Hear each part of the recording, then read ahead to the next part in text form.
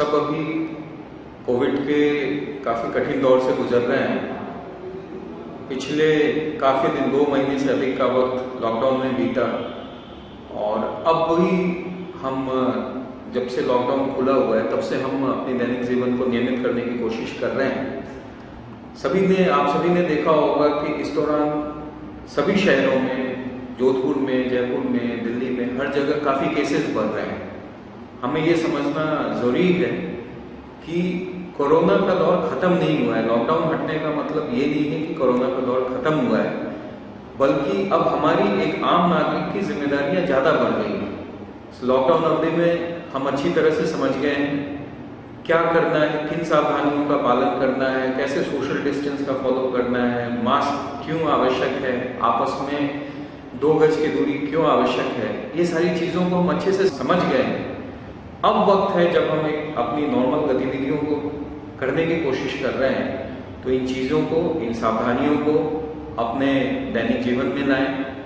इससे हम खुद भी सुरक्षित रहेंगे और हमारे परिवार में जो बच्चे हैं, महिलाएं हैं, बड़े बुजुर्ग हैं, वो भी सुरक्षित रहेंगे। हमारे सहकर्मी सुरक्षित रहेंगे, जिनका वर्क प्लेस है, जो लोग ऑफिस में जा रहे हैं, फैक्ट्रीज में जा रहे हैं, काम कर रहे हैं। इसीलिए अभी ये ज़्यादा ज़रूरी है कि हम जो भी सावधानियां हमें बताई गई हैं उन सभी का पालन करें। और इसमें अगर हम सावधानियों का पालन नहीं कर रहे हैं तो ये समझना बहुत ज़रूरी है कि हम ना तो पुलिस के साथ, ना सरकार के साथ, बल्कि हम खुद के साथ एक धोखा कर रहे हैं, अपने परिवार के साथ धोखा कर रहे हैं। सावधानी रखें। दूसरे आपके साथी, आपके पड़ोसी यदि लापरवाही कर रहे हैं, उनको भी सावधानी पूरी करने के लिए, सावधानी का पालन करने के लिए बताएं।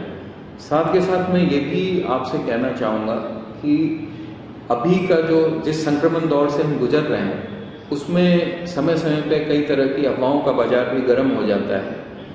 कृपया करके ऐसी कोई भी सडन न्यूज़ आती है, चाहे लॉकडाउन से संबंधित या किसी और तरह की भी कोई अफवाह, तो इस तरह की चीज़ों को पहले वेरीफाई कर लें। एक ऑथेंटिक सोर्स से जब तक कोई सूचना नहीं आती है, जब तक कोई ऑथेंटिक अधिकृत सूत्र से सूचना नहीं आती है, तो कृपया उस पर विश्वास ना करें। और किसी भी तरह की चीज़ों को खरीदने की होड़ करना या आवश्यक वस्तुओं को इकट्ठा करने की होड़ करना, इसमें ना पड़ के हम ऐसा कोशिश करें कि सभी लोगों को सभी चीज़ें सर्वसुलभ।